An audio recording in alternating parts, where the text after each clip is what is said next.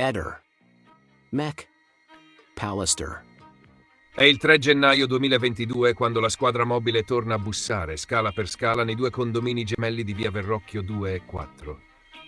L'obiettivo è chiudere una domanda cruciale. Chi ha visto Liliana Resinovic la mattina del 14 dicembre, giorno della scomparsa?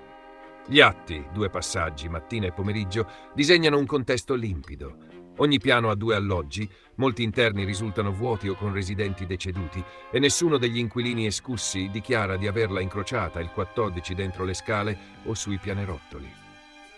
Nel civico 2 Liliana abita al piano terra sinistro. Al terzo piano i coniugi Giuliano Zipponi e Maria Valentini ricordano un incontro domenica 12, mentre Liliana e il marito parcheggiano l'auto. Al secondo piano Renata Ruzier fissa l'ultimo contatto sempre alla domenica 12. L'altro interno del secondo piano reca il cognome Scheffer. Gli accertamenti lo danno come Fabio Scheffer solo, ma al passaggio è assente. Al primo piano un interno è riferito alla famiglia Orelli. Gli atti riportano che Milano Orelli è deceduto il 20/5/2009 e Nedda Vatta l'11/04/2019. L'altro campanello indica Vaghi Jurkic, con pagine non verificabile nell'immediato. Al piano terra, fronte alloggio di Liliana, viene identificata Greta Dragan. Non ha visto Liliana il 14, dice di aver appreso della scomparsa solo alcuni giorni dopo e ricorda un avvistamento feriale nella settimana precedente, quando, con un impiegato postale al portone, si incrociano e aprono l'ingresso. Il controllo prosegue nel civico 4, stessa struttura. Al terzo piano un interno reca il campanello Colussi, ma è abitato da Daniela Capegli, vedova di Marino Colussi. Dall'altro lato Corrado Canazza risulta residente da solo. Al secondo piano Elena Venier riferisce un avvistamento nella settimana precedente la scomparsa. I coniugi Micheli Nasti sono assenti perché già escussi dalla terza sezione. Al primo piano Carla Polensig non ricorda contatti recenti. Si annota che Paolo Torelli è proprietario anche di un alloggio al piano terra. Al piano terra un campanello riporta Serazzin Mangione. Gli accertamenti d'archivio attestano che Giuseppe Serazzin, Ermenegilda Mangione e il figlio Antonio Serazzin sono deceduti. Nel secondo passaggio pomeridiano gli assistenti Giuseppe Fuliniti e Oriano Guiotto tornano sugli irreperibili. Parlano con Paolo Torelli. Conferma, nessun contatto con Liliana nei giorni immediatamente precedenti. Con Daniela Capelli, conferma, nessun movimento anomalo percepito. E identificano Oleksandr Gmanov al piano terra, piastrellista. Abita lì da circa 2 anni, esce presto e rientra tardi. Non conosce Liliana e apprende della scomparsa per passaparola. Il risultato, allora come oggi, è un perimetro molto chiaro. Ultimi riscontri interni al 12 dicembre. Il 14 la scala tace. E il perché è strutturale. Troppe porte chiuse, routine sfasate, pochi occhi sul pianerottolo. Messa accanto alla cronologia esterna consolidata, questa fotografia porta a porta diventa un righello. La scomparsa è il 14 dicembre 2021. Il ritrovamento avviene il 5 gennaio 2022 nell'area del Parco di San Giovanni, ex OPP, in prossimità di via Edoardo Weiss. Dati di fatto fissati da cronache e comunicazioni istituzionali nelle ore del rinvenimento e ribaditi dagli approfondimenti successivi.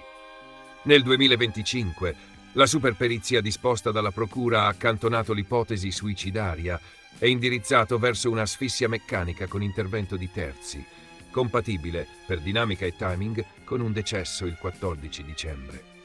Questo orientamento tecnico-medico è stato riportato in modo coerente da più testate nazionali. Il quadro digitale fornisce il secondo pilastro.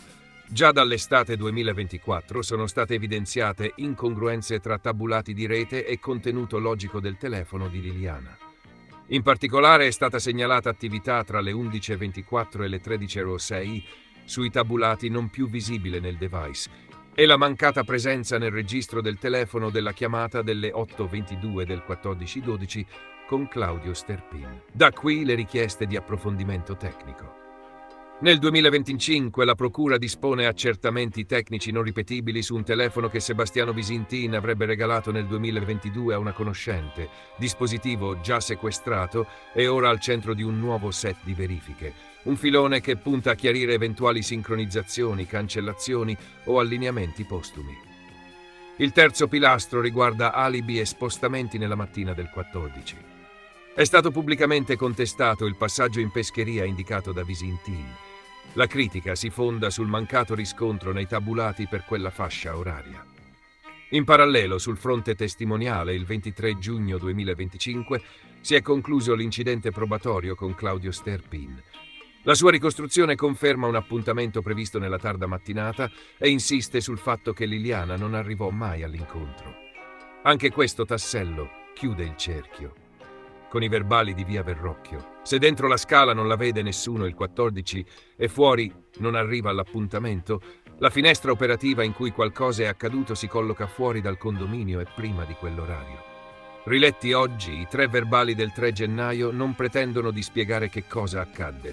Spiegano con precisione che cosa non accadde lì dentro. Nessuna lite segnalata, nessun trambusto, nessuna presenza o uscita rilevata da chi quel giorno era realmente in casa. È una prova negativa ma solida, che regge agli sviluppi successivi. Perizie pro omicidio, tabulati con disallineamenti, alibi contestati e nuovi accertamenti su apparati. Insieme questi 3 piani, condominio, medicina legale, digitale, tracciano una mappa minimale verificabile. Ultimo contatto domestico, domenica 12. Condominio cieco il 14.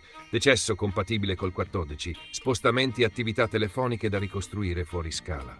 È su questo triangolo, asciutto e verificato, che oggi si gioca davvero l'ora X del caso Resinovic. Ehi, non dimenticare di iscriverti a questo canale.